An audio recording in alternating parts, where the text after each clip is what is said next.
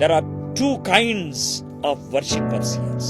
2 రకాలైనటువంటి ఆరాధించే వాళ్ళు ఉన్నారు.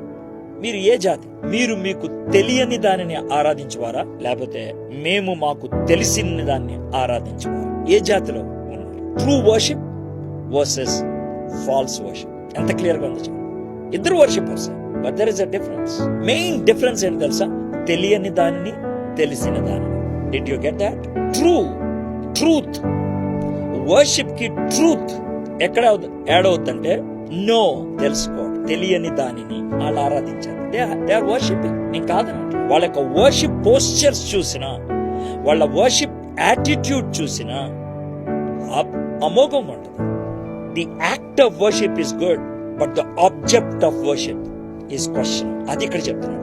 మీరు మీకు తెలియని దాన్ని ఆరాధించేవారు, మేము మాకు తెలిసిన దాన్ని ఆరాధించేవారు.